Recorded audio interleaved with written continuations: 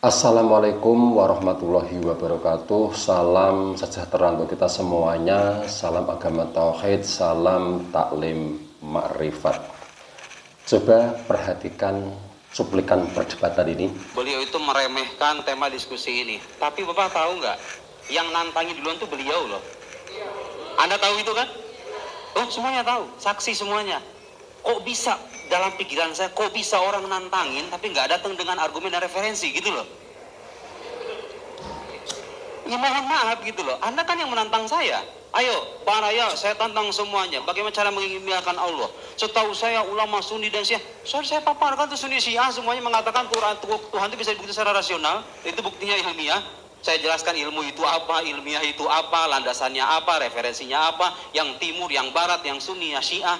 Kok bisa beliau orang nantangin saya, nantangin Baraya semuanya itu? Beliau ketika datang dengan cara meremehkan semacam itu. Pertanyaan saya, apakah itu sikap seorang ilmiah, seorang ilmuwan? Apakah itu seorang akademisi? Apakah itu layak kita respon sebetulnya?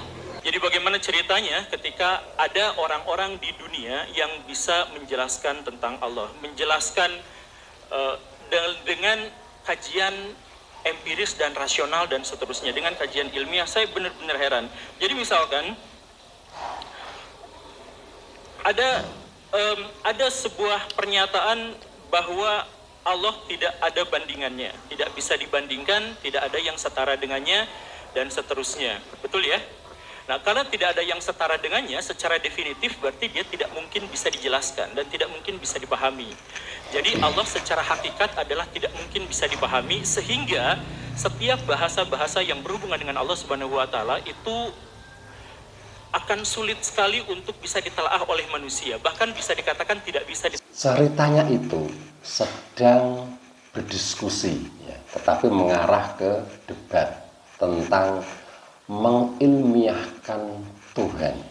Tetapi dua-duanya itu tidak pernah menemukan titik temu. Tidak bisa mengilmiahkan Tuhan. Karena apa? Keduanya bukan pelaku ma'rifatullah, bukan pelaku ketuhanan, ya. Yang Ustadz Nuruddin itu berdasarkan referensi yang segudang dia kuasai. Sedangkan Guru Gembul itu mengandalkan logika, cocok logi, tidak akan ketemu, ya. Justru egonya yang memuncak karena berdasarkan pendapatnya kelihatannya memang hebat-hebat, top-top, ya, tetapi masih terukur karena masih pakai relatif, terbatas dengan ruang dan waktu, ya. Jadi tidak mungkin bisa menjangkau Tuhan yang qadim, Tuhan yang ada di akhirat tertinggi.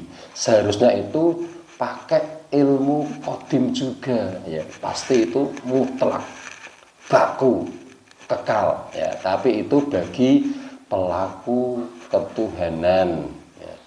Ketemu barangnya yang wujud dulu, menyaksikan sendiri, pasti bisa menerangkan metodologinya.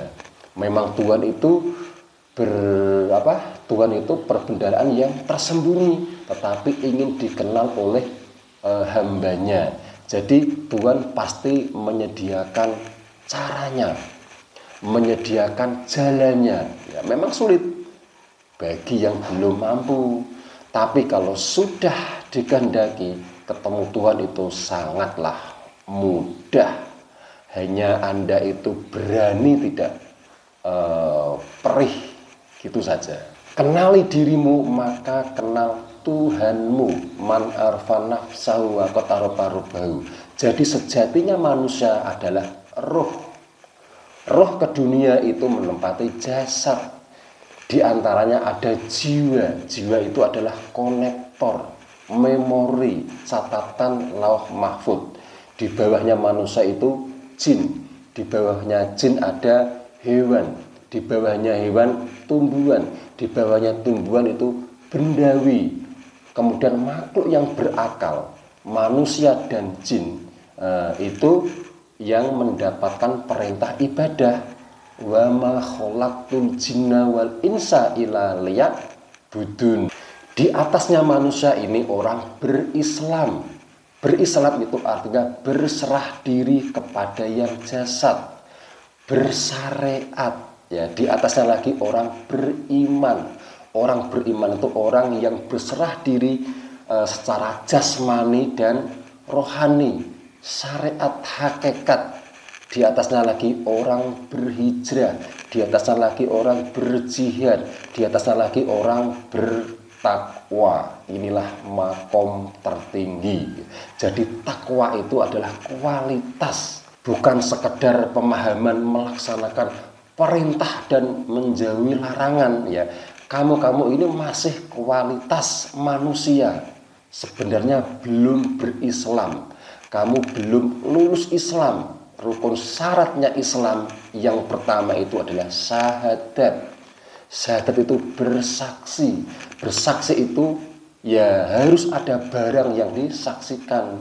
Kalau hanya mengucapkan itu belum masuk Islam. Kalau hanya mengucapkan saja itu bisa masuk, berarti burung beo bisa jadi Islam. Ya, ngeri ya. Disinilah higher education, kampus taklim makrifat. Salam agama tauhid, salam taklim makrifat. Wassalamualaikum warahmatullahi wabarakatuh.